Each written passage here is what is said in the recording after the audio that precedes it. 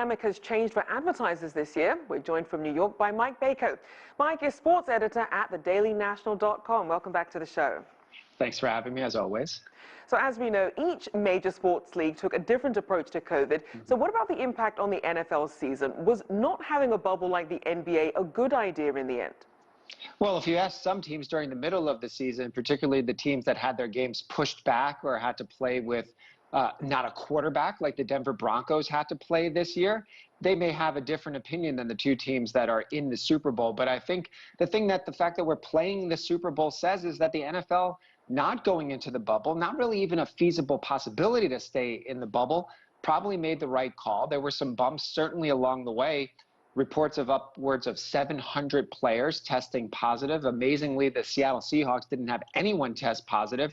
But now we're here. Now we're at the final game. And hopefully in these last 24 to 48 hours, there's no hiccups. There's no players that test positive. They're getting tested every day, because that would put a real blemish on the game if, heaven forbid, one of the star players, a Patrick Mahomes or a Tom Brady, were not able to play.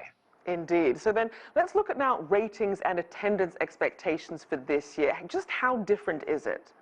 Well, certainly playing in a stadium that's only going to have maybe 25,000 fans in there is going to be the biggest difference. Obviously, a good portion of those fans that are going to be there are going to be frontline workers. So that's a good feel-good story. But just not having the full stadium now in normal Super Bowl times, half, if not more, of those fans aren't really even the fans of the teams. They're usually sponsors, NFL affiliates, players get tickets. So from having the fans there, you're not going to really lose that much. And honestly, if you speak to any of these players, Tom Brady, the highest of the high-level performers, 6 Super Bowls, going for his 7th. Whether there's 80,000 fans in there or 25,000, he is so locked in on the game. It really won't affect them. Probably will affect the viewing experience at home, although now these NFL broadcast partners, and this year CBS having the game, they're going to have piped-in fans. They're going to recreate some of that stadium excitement. So you're not really going to miss much as a viewer at home. Certainly if you're a diehard of one of these fans, then your lifelong dream is to go to a Super Bowl. You're probably going to miss out on that.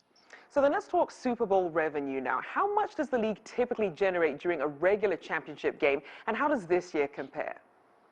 Well, when you think about fans in the stands, these two home teams that actually played their championship games, the Green Bay Packers had fans in their stadium, certainly not full capacity. The Kansas City Chiefs, who won their game, had about 50% capacity. Obviously, they want to keep with social distancing. So they lost out on the stadium revenue, but baked into their TV contracts, which are multiple billions of dollars a year, are the rights to these games. So they didn't really lose much in terms of the revenue coming in. It's just kind of thinking about the bigger picture of how much they've lost over the course of this year. When they split up that pie among the players, that TV revenue is set. That's not going anywhere, but there are all these ancillary type of revenues that come in that are going to decrease the salary cap come next year and will ultimately affect player salaries. And so you've touched on this in terms of the amount of money coming in. Who really gets the bulk of the profits that come from this?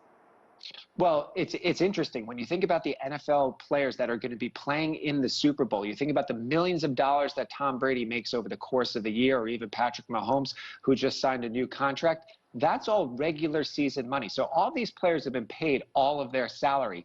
The winning team in the Super Bowl, those players only make $120,000 for winning. The losing team makes half of that money. So what they're really playing for, yes, $100,000 plus is a great chunk of change for anyone, but their salaries are already paid for. When it comes to the NFL teams, again, that money is broken up over the course of the year from the TV revenues that come in, and that's already baked in. The big losers out of all of this, unfortunately, is the city of Tampa, who are not going to have all those people flying in, not going to have all of that hotel revenue. So they're the real losers when it comes to the Super Bowl. And certainly, obviously, COVID weighing heavily on everyone. And also when it comes to tone in advertising, some companies have chosen to forego the big spending on the Super Bowl ads and instead of donating to COVID vaccine and relief efforts. What are you seeing on that front, and what message does that send? Well, when you look at a brand like, say, Budweiser, just in-house in the Anheuser-Busch family. So Budweiser decided not to have a Super Bowl ad. They're donating to local causes to raise COVID awareness. Now, on the flip side, Bud Light has come out, already put out two very humorous spots, one bringing back all the Bud Light legends and another one about Bud Light Seltzer with a humorous take on that. So they're really leaning into the fact of, hey, this is our brand, we're going to do this spot, and this is what people expect from us. Scott's Lawn Care, obviously a much more of a premium now on people spending time at home and in their backyards. They've got John Travolta and they've got Martha Stewart in their ad. So they're really leaning into it. And really the brands that are advertising in the Super Bowl not only are paying that $6 million or close to it to be in the Super Bowl, but they're really amortizing that out over the fact that they're posting it on social media. They're posting it on YouTube. They're getting a long tail of these ads. So even if you look back 10 years ago, before YouTube, before social media, it's that ad and it played that day and that's really it. They would probably play it afterwards, but you're really getting additional publicity by being part of this Super Bowl game from your commercials, because you're able to play them on multiple platforms leading up to the game and certainly after. And certainly, all the memorable ones certainly do live on for a long time. Thank you so much, Mike Bako there, sports editor of dailynational.com. Well, as the Super Bowl ends, the